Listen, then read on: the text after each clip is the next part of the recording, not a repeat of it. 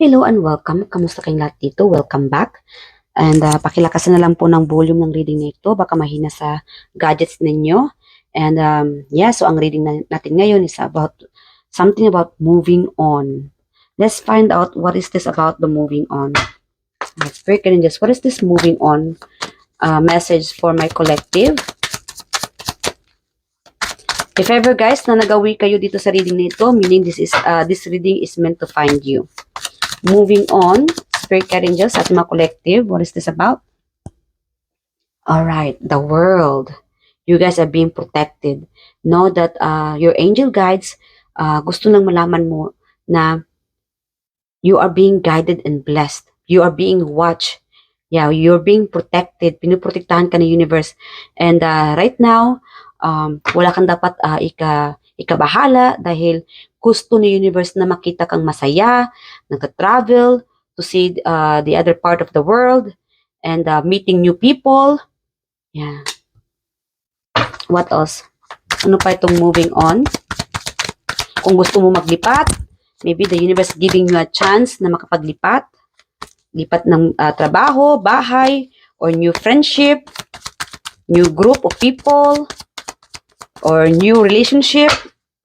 Because the universe, whatever makes you happy, guys, the universe is giving you a chance to stay happy and to keep you, whatever keep you happy, para lang makapag-move on ka.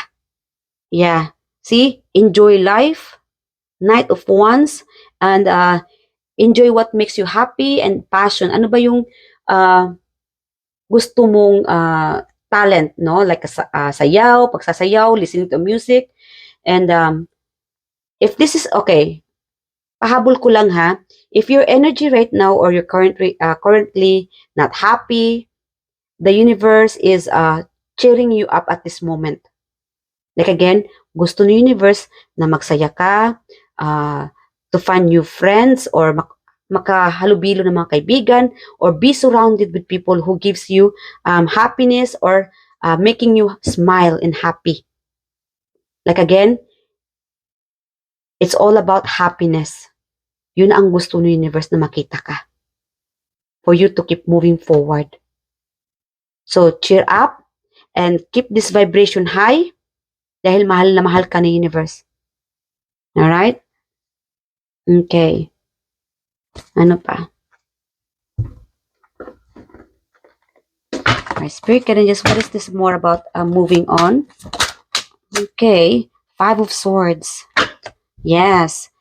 Okay. 3 of Wands. So, you need, okay mga kapatid, about these struggles, no? Ito mga pagsubok, problema, it could be mentality, emotionally, or friendship, people around you.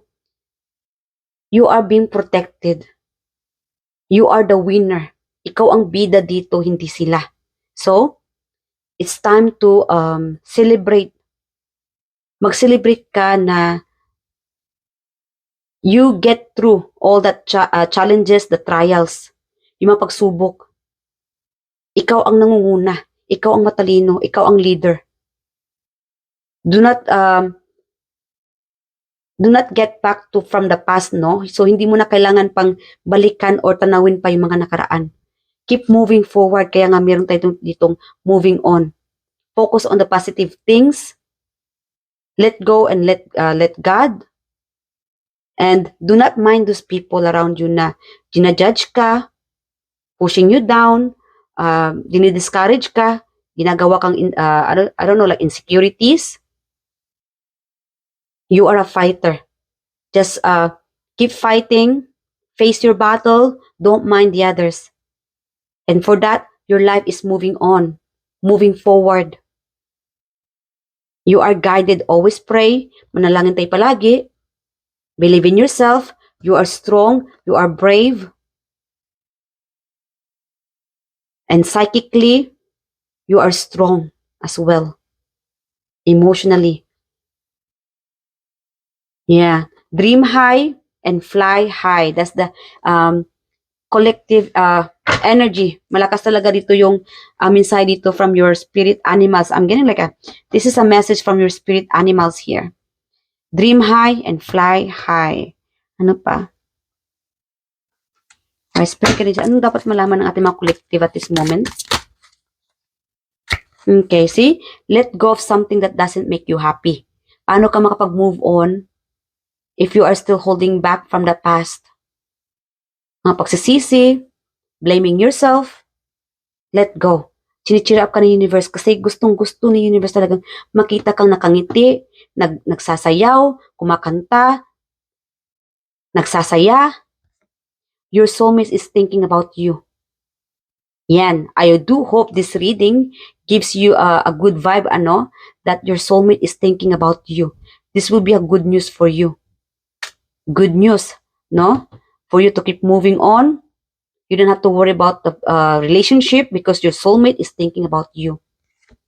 Someone is into you. Like again, someone's into you because your soulmate is into you. Okay. Money is on your way. Like again, guys, moving on. Huwag tayong mapahala dahil your life, no? Ang iyong buhay ngayon ay nagmo-moving on. Umuusad. Kasi siguro, feeling mo ngayon ay hirap na hirap ka, financially, emotionally, physically. No. It might take time, it might be feeling slow, but know that it's coming. You just have to keep focusing on what you can do. Positive vibe lang, Focus on yourself. Focus on your own battles. Don't mind the others. Huwag mong pansinin yung mga nakaraan, yung mga negative people, or even yourself, your mindset. Talaga ay nakafocus ka talaga sa mga positibong bagay to keep your life moving on. Money is on your way. This will give you, happy. This good news. So, i-affirm mo lang, claim mo lang itong binigay ni universe sa inyo about this abundance, happiness, money, soulmate, relationship. Yes. Like again, whatever battles you are facing right now, you are moving on. Okay? So, it's time to celebrate. Kahit sa kunting paraan lang, mag-celebrate ka, magsimba ka, mag-pray ka kay universe to thank them always, no? Dahil ginagabayan ka and to give giving you strength, andyan sa universe, and your spirit team, spirit animals, andyan sila para magabayan ka at to provide you what you need at this moment. Love, money, strength, emotionally support. So, wag mong isipin na nag-iisa ka. Even if physically, feeling mo nag-iisa ka, spiritually, andyan yung spirit team mo. They are guiding you. Okay? So, do not expect too much. Just go with the flow and keep moving forward. Alright. What about this affirmation from the universe? Okay, Spirit Guide Angels. Affirmation for my collective at this moment. Okay. Let's get this. Today is a fresh start. Today is a brand new day that I will embrace as a new beginning and make the most of this day. So every day is a new beginning. Every day is a fresh start. Hindi pa nahuhuli ang lahat. It's time to correct your wrongdoings. Kung kahapon nagkamali ka, ngayon itama mo na. Like again, every day, binibigyan ka ng chance ni universe para magbago. Para matuto ka. Para maging palaban ka. So cheer up, be happy, enjoy the life that you have right now. Money is on the way. Your soulmate is thinking about you. And you will be getting a message. Maybe yung iba dito, you'll be getting, so be grateful, no? Yeah, huwag tayo mag-focus sa mga negatibong bagay, no? And, so kailangan talaga grateful tayo kung ano binibigay ng universe sa atin. And today, I am grateful. Today, my heart is filled with joy. I see the positive in everything today. So, always be grateful. And sa panalangin natin, sabihin natin kay universe, thank you sa lahat ng biyayang binigay sa atin. And for this guidance, protection, love, support. Okay? Lalong-lalo na kung kailangan nyo ng pera, sabihin nyo kay universe, I needed your help, Panginoon. Sana'y magabayan nyo ko. And sana I am currently needed money, no? Para sa aking pamilya, sa aking mga expenses, and then there you go. It might takes time. Wag lang tayong magrereklamo. So, yeah, the universe, like again, don't worry too much. Money is on the way. Help is on the way. So, alamin pa natin yung mga iba pang mensahe ng universe para sa inyo. So, again, we have here purpose. Another message from your spirit team, archangels, sa ating Panginoon, the universe, purpose. I know what I am here to do. So, you know what? Before anything, samut-sari ang mga pinagbibisihan natin, ano? So, know that ano ba talagang purpose mo? Ano ba talagang dahilan kung bakit ka nagrereklamo or nalulungkot or pinoproblema mo ito? Kasi I'm getting like samut-saring iniisip mo ngayon yung iba dito. Mag-focus ka muna sa number one, ano ba talaga ang punot dulo dito? Sabihin natin na may problema ka when it comes to your finances. Imbes na yung pinoproblema mo is about sa kuryente, na-focus ka sa ibang bagay. Na-distract ka. Siguro, very specific, ano, madali ka lang nadidistract. Imbes na bibili ka lang ng asukal sa tindahan, napapabili ka na kung ano-ano at the end, hindi nabili ang asukal. Kaya tuloy, wala nang pera pambili ng asukal. Dahil na-distract ka. So that could be an example for you here. So know what is your purpose. Alright? Purpose kung bakit nangyari ito, pinoproblema mo ito, and think about, mag-focus ka muna sa purpose, the reason, and the answer. You will get the answer.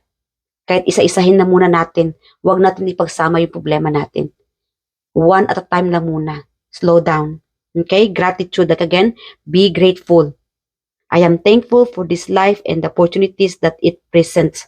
Kung anong binigay sa atin ng Panginoon, be grateful. Dahil andyan pa rin tayo, nakatayo, malakas, matapang. Kasi kung wala sa universe, wala tayo sa ating kinakaroroonan ngayon. So, dapat talaga maging grateful tayo, no? Dahil despite of everything na mga pagsubok na dumating sa atin, andyan sa universe. Kahit puro tayo reklamo ng reklamo, andyan pa rin sa universe, hindi tayo iniwan. Okay, so hanggang dito lang mga kapatid. I do hope you feel resonated and feeling healed from this reading. And cheer up, be happy, enjoy life. And again, every day is a fresh start. Binigyan tayo ni universe para itama yung pagkakamali natin. And do good deeds as well. Alright, so I love you guys and thank you. I'll see you guys in the next reading. Bye!